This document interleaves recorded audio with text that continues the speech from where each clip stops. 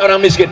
La yu'minu ahadukum, kamu tidak beriman hatta yuhibba li akhi, sampai kau sayang kepada saudaramu ma yuhibbu li nafsi, sama seperti sayang pada diri sendiri.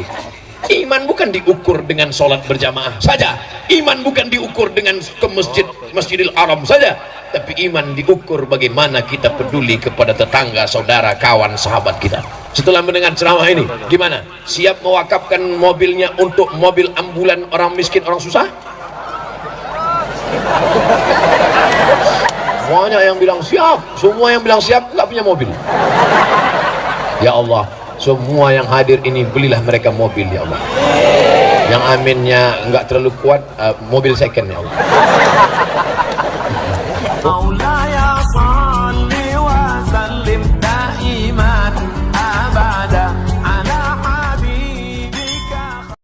Mengisi masjid.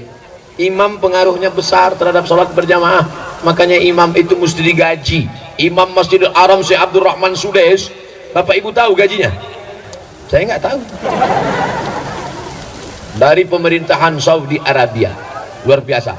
Imam-imam kita itu imam kabupaten, imam kecamatan, kalau belum sanggup menggaji sampai imam RW, RT, imam kelurahan, imam kecamatan saja dulu. Seluruh imam-imam kecamatan di Sukamara dikasih gaji, diadakan fit and proper test. Setuju? Dari mana duitnya? APBD. Setuju? Siapa yang mengeluarkan APBD? DPR. DPR mengeluarkan, ketuk palu. Dengan ini anggaran tahun 2020 mengeluarkan untuk imam, memandikan jenazah, penggali kubur, muazin, bilal, majelis taklim, guru MDA. Kalau mau negeri ini menjadi negeri yang aman, damai, terbuka pintu berkah, kasih itu uang rakyat, kembalikan kepada rakyat. Setuju? Takbir. Yang paling kuat takbirnya pasti tukang gali kuburan. Saya curiga sama ceramah Ustaz Somad. Jangan-jangan dia ada kerja sama tukang gali kubur. Saya memang dari sekarang saya adakan MOU dengan tukang gali kubur ini, Memorandum of Understanding between me and you. Supaya apa? Supaya kubur saya nanti lapang. Pas gali, ini yang selalu memperjuangkan kita. Kita buat ukurannya 50 kali 50. Kuburan saya nanti ada ruang tamunya, ada dapurnya, ada spring bednya. Bukan itu yang kita maksud. Siapapun yang mati kuburannya tetap 1 meter kali 2 meter. Bapak Ibu, orang yang suka menggeser sempadan batas tanah, walaupun digali 5 meter kali 4, kalau pas sudah mau dikuburkan tetap juga tanah itu menyempit. Dorong sendiri itu tanah. Tanah itu cuma nggak ngomong aja. Kalau dia bisa ngomong, masuk. Tidak 1-2. Saya datang ke acara pemakaman. Saya lihat bapak tukang gali kubur menggali itu nggak pakai meteran, Terus dia gali pakai bambu. Assalamualaikum Ustaz Somad. Waalaikumsalam. Ini ketua masjid meninggal pak, bisa Ustaz datang? Oke, I'm coming. Datanglah saya dari tempat ngajar langsung ke tempat pemakaman. Saya lihat sunyi. Waduh, saya terlambat nih, nyesal saya. Begitu baiknya ketua masjid kok saya datang terlambat. Ketemu sama penggali saya, Pak, ketua masjid di sini makamnya? Iya. Udah selesai? Belum Pak Ustadz, belum datang. Oh, ternyata saya lebih dulu. Nama saya ngobrol di situ. Ini untuk apa bambu nih Pak? Ini ukuran panjangnya Pak Ustadz. Jadi ngukur panjang jenazah itu pakai bambu? Iya. Kenapa nggak pakai meteran? Takutnya nanti disalahkan ahli waris. Ketika jenazahnya masuk, kenapa pendek, ahli waris ngamuk. Ini pasti salah ukur. Padahal bukan salah ukur. Sudah kami ukur benar. Begitu masuk, bengkok lututnya. Mau digali lagi nggak sempat karena matahari mau tenggelam. Akhirnya gimana? Suruh aja ahli warisnya naik. Udah kalian naik semua. Jadi gimana kawan? Tenang aja naik.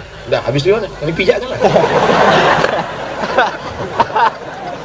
Makanya yang suka geser-geser tanah silakan. Kebun sawit, kebun karet, batas rumah sudah ditetapkan. Badan Pertanahan Nasional sudah menetapkan batas tanah. Ini panjangnya, disaksikan, dipoto. Oke, janji, deal. Besok dia geser. Saya nggak ngelarang, silakan aja, silakan. Tapi tengok nanti. itu masih dikubur, belum lagi di akhirat. Apa kata Nabi SAW? Siapa yang menggeser sempadan batas tanah qaida shibrin, sejengkal kau geser, uida tuwiqa, dililitkan ke lehernya sab'i aradin, 7 lapis tanah ke bawah, 7 lapis tanah akan melilit lehermu. Alhamdulillah Ustaz Somad, alhamdulillah kami enggak pernah geser sejengkal. Terus 5 meter tahankanlah, nangis di pintu Ka'bah, ya Allah. Memangnya selesai dengan doa ya Allah ya Rabb? Labbaik Allahumma labbaik, labbaik la syarika laka labbaik, innal hamda wan ni'mata laka wal mulk. Apa kata malaikat? La labbaik wa la sa'daik. Kau tak dapat haji mabrur, hajimu haji mabur, karena kau berangkat dengan uang haram, menggeser-geser tanah. Kok Ustaz tiba-tiba ingat tanah? Makanya jangan saya disuruh ceramah dekat tanah.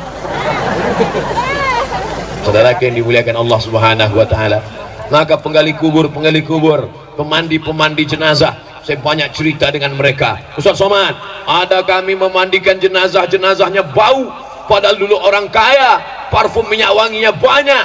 Kenapa?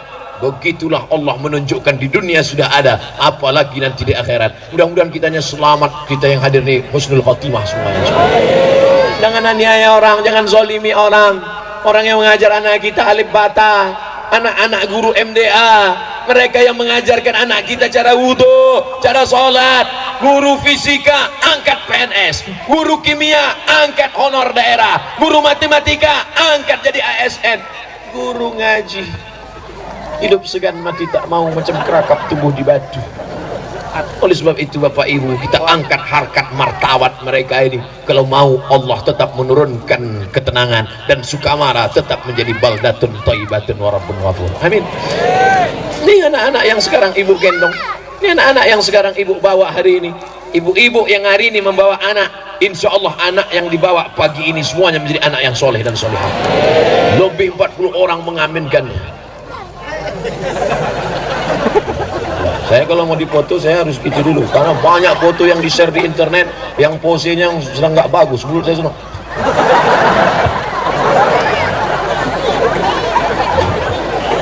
Sampai mana tadi? Hilang pula bahan. Anak-anak yang digendong hari ini, lihatlah bagaimana usaha sih. Bapak enak aja dengar ceramah. Ibu yang di sebelah mendiamkan anak. Nangis anak, tenang ya. Nangis anak, masuk ini ke dalam. Tak juga diam, kasih keripik. Tak juga diam, masukkan cendol. Tak juga diam, ayo udah balik. Tapi insya Allah anak-anak ibu akan menjadi anak yang soleh. Mereka yang akan mendoakan jenazah ibu dan bapak di liang lahat. 20-30 tahun lagi bapak ibu semuanya sudah mati, saya hidup. Ustaz ini nggak enak, yang giliran hidup dia aja, kami mati. Oke, kalau gitu kita balik. Di antara bapak ibu kelihatannya saya yang lebih dulu, maksudnya saya lebih dulu mengiring jenazah bapak. Saudara yang mati nggak usah dipesan, nggak usah di request. Saya berapa kali dikhawatirkan orang mati, Ustaz banyak-banyak minum air putih ya, nampaknya Ustaz nggak lama lagi mati. Malah dia mati duluan.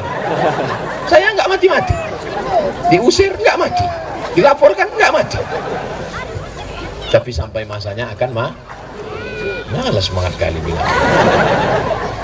Saudara yang dimuliakan Allah SWT, mati jangan takut, mati jangan cemas, mati jangan khawatir. Yang perlu kita takutkan adalah apa yang kita bawa mati. Itu mobil yang mewah, cantik-cantik itu. Mohon maaf kalau kebetulan mobilnya yang saya tunjuk. Ada mobil mewah itu dibawa mati? Enggak ada. Tapi ada mobil yang dibawa mati. Mana dia? Mobil wakaf ambulans. Mobil ibu ada 5, mobil bapak ada 3. Datang ke masjid, ini mobil saya wakafkan. Untuk apa? Untuk membawa jenazah yang gemuk-gemuk saja. Jenazah Abdul Somad jangan, cukup dipikul. Saya insya Allah ringan. Kemarin di hotel kan ada timbangan, naik saya ke atas. Ternyata saya sudah bertambah 53. Rupanya pakai sepatu.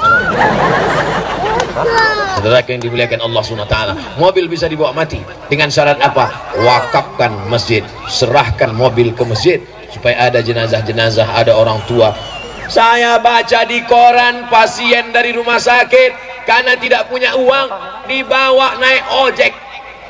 Sampai beritanya ke Sukamara. Dibawa naik ojek. Untung tukang ojeknya nggak tahu. Pas ditanya ini apa? Ikannya. Kok besar sekali? Ya ikannya besar. Padahal anak dia digulung dalam tikar. Membaca berita itu tertawa tersenyum sambil menangis, air mata jatuh ke dalam. Kenapa? Karena orang kaya tak peduli. Orang kaya tidak peduli dengan keadaan orang miskin. La yu'minu ahadukum, kamu tidak beriman hatta yuhibba li akhi, sampai kau sayang kepada saudaramu ma yuhibbu li nafsi, sama seperti sayang pada diri sendiri. Iman bukan diukur dengan sholat berjamaah saja.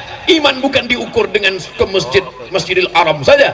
Tapi iman diukur bagaimana kita peduli kepada tetangga, saudara, kawan, sahabat kita. Setelah mendengar ceramah ini, gimana? Siap mewakafkan mobilnya untuk mobil ambulan orang miskin, orang susah? Semuanya yang bilang siap. Semua yang bilang siap nggak punya mobil. Ya Allah, semua yang hadir ini belilah mereka mobil, ya Allah. Yang aminnya nggak terlalu kuat, mobil second, ya Allah. Bapak Ibu yang dimuliakan Allah Subhanahu wa taala, mengapa Abdul Somad tidak berbangga hati pagi ini? Yang merekamnya bukan Menkom Info, yang merekamnya bukan TV One, tapi anak-anak soleh. Lihat.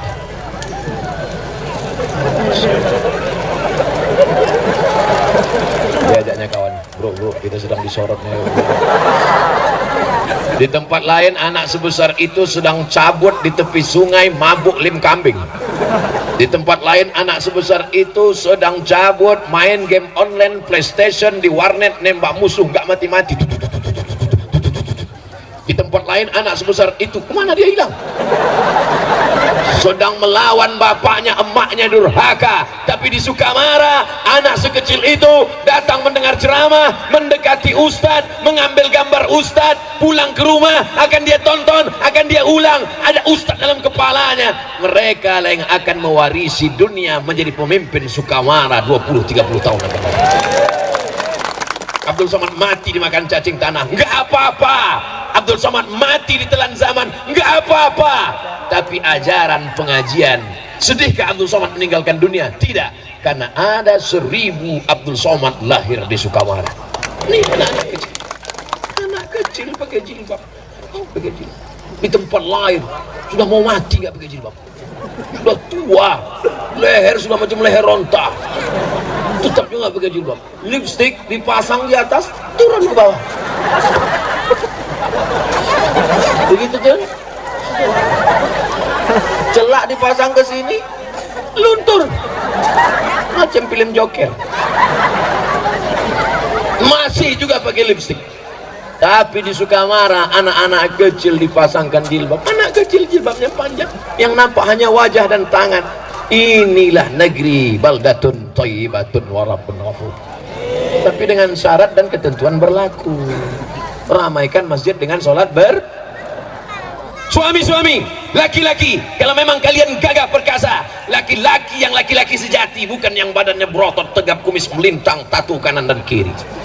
Laki-laki yang gagah perkasa bukan laki-laki yang bininya 4 dan 5. Laki-laki yang gagah perkasa adalah laki-laki yang sholat berjamaah. Ini anak-anak gadisku yang sampai nanti kalian digoda sama laki-laki, apa kata mereka? Lautan kan kuseberangi, bukit kan kudaki, Masjid Agung kulewati. Apa itu? Kalau memang kau jantan perkasa, datang kau ke masjid, sholat berjamaah. Betul? Ibu, jangan terima calon menantu yang tak sholat. Jangan terima calon menantu yang tak sholat. Jangan terima calon menantu tidak sholat. 3 kali keulang. Setuju? Awas kalau kalian terima laki-laki sakau. Ya Allah, ibu-ibu ini kasihlah mereka menantu yang soleh-soleh. Di mana mereka? Tidak jauh dari ibu. Ini yang senyum yang lajang aja. Ini anak udah 5 senyum. Ibu, calon menantu ibu di sini. Kau masih lajang. Ibu begitu, bapak ikut senang. Tidak ada gunanya kaya. Saya sudah banyak lama hidup, banyak dirasa, jauh berjalan, banyak dilihat, lama jadi ustadz, banyak yang curhat. Ustadz Somad, dia sangka dulu kalau nikah sama dia bahagia. dia PNS, pengusaha, mobilnya megah, rumahnya mewah. Saya sangka kalau nikah sama dia bahagia, ternyata Pak Ustadz rasanya seperti tidur sama babi hutan. Kenapa gitu Bu? Dia nggak sholat.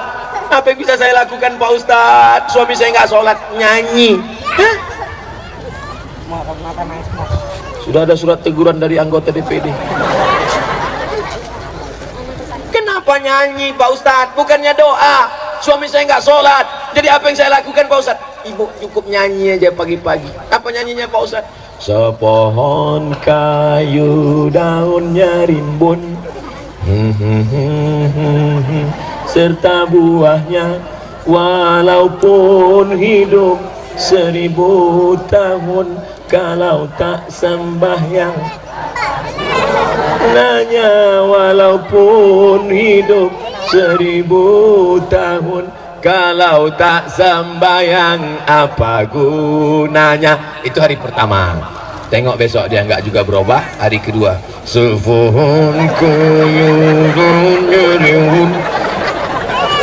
hari ketiga ini nampak mukanya sepohon. Jangan, itu terlalu keras. Ibu tetap lembut. Berapa banyak laki-laki yang hatinya keras tapi menjadi lembut karena kelembutan hati dan doa ibu. Kita doakan suami-suami ibu yang belum sholat supaya sholat. Banyak juga ternyata. Ustadz Somad ceramahnya hanya sampai jam 7.30 karena pesawat tidak mau menunggu Ustadz. Pramugari sudah siap-siap mau minta foto. Jadi saya jawab pertanyaan-pertanyaan. Apalah kesimpulan ceramah Ustadz tadi? 2. Yang pertama, siapkan infrastruktur, wakaf tanah, wakaf semen, wakaf bangunan, wakaf mobil, wakaf ambulan. Setuju? Yang kedua, setelah infrastrukturnya siap, maka dirikan sholat berjamaah di dalam, angkat imamnya, kasih gaji, buat fit and proper test, adakan lomba azan, angkatan lomba musabaqah imam, adakan lomba marhaban, lomba baca yasin, lomba, pokoknya lomba-lomba segala lomba. Siapa dewan jurinya? Abdul Somad akan datang jadi dewan juri. Bulan berapa? Bulan Mei. Kenapa mesti Mei? Maybe yes, maybe no.